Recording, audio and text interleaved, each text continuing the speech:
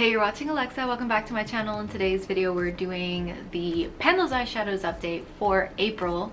A little bit late, but hey, here we are. Let us get into the update. Now, admittedly, I thought, oh wow, I haven't worn that much makeup this month, but I have been relatively consistent. So the first eyeshadow I have to share with you is from the Maybelline Total Temptations palette, and I rolled in the shade right here a while back, as you know, and I have hit pan on the shade, and I have since never gone to check how many uses it took, but I am starting to see a little bit of an indentation right here. I work in one of the waves. Normally I'm using a fluffy brush because I found that to be the best way to try to hit pan, because there's kickback and I'm able to shear it out and reapply and just get better results project panning. This I used 8 times this month. Not a whole lot, but definitely an improvement from a couple of the other months that I am looking on the screen over there. The next eyeshadow I have is from the Annabelle Eye and Brow palette. This is just a generic drugstore palette that they have. Not particularly blown away by the shade in this palette. I'm using the brown shade right down here, and this is the one I have been really trying to hone in on. I used this a total of 10 times this month. Now again, doesn't sound like much. I realize it is what it is. I mean, technically I kind of only wear makeup on the weekends and or some other days of the week on the rare occasion if I have somewhere else to go. And this is definitely building up a nice indentation. I tend to use it in the crease. I try to use it on the lid and then pack on a lighter shade if I have to, if I want to switch up the look.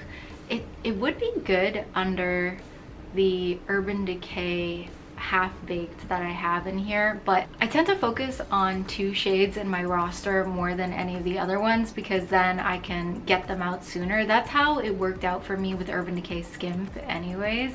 So I'm still working on this. I'm surprised I haven't hit pan on this yet, because it has a total of, well, 27 uses. 27 uses.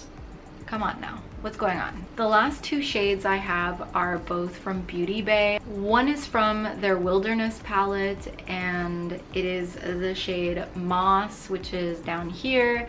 Someone in the comments told me that if you use it all over the lid a good 10 times, that you can hit pan on it. So I'm really curious. I kind of want to test that theory. Like, I don't know how committed I would be to wearing green shimmery eyeshadow 10 times in May, but I'm starting to think like maybe I, should try to put it all over my lid when I'm gonna go to the grocery store or something like that.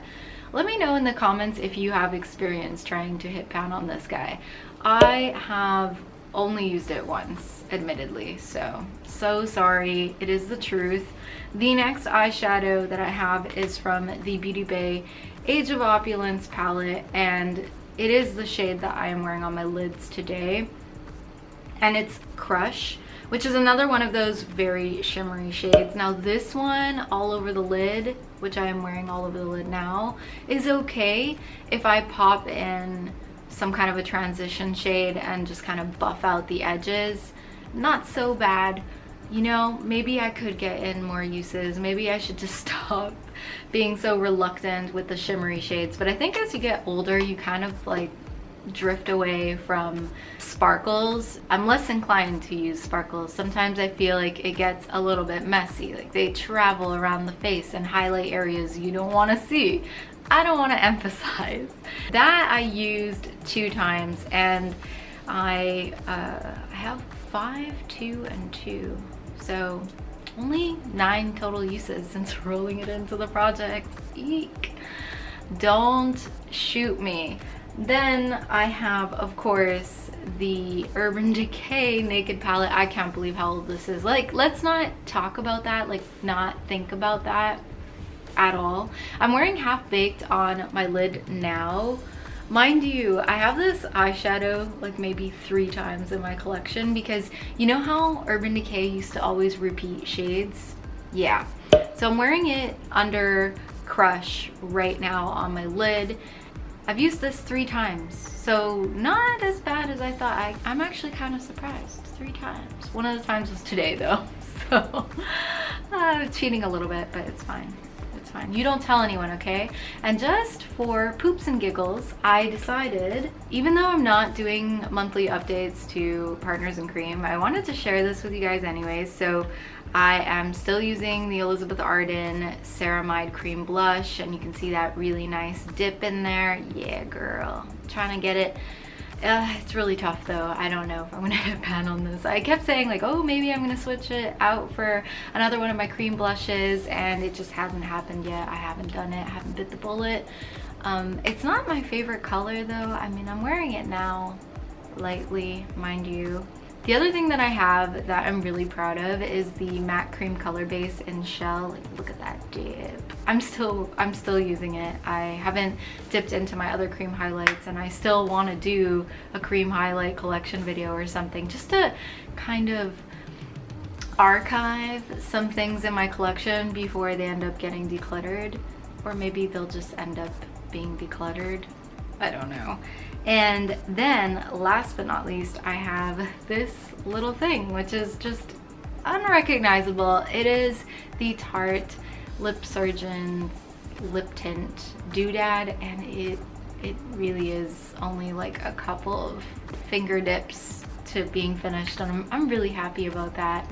I think you will have a mid-year empties video to look forward to, because I would like to declutter some of those things even though it's not the end of the year. I'll grab the footage of it, and then I'll also do a finale recap of that. Let me know what you think. How are your projects going?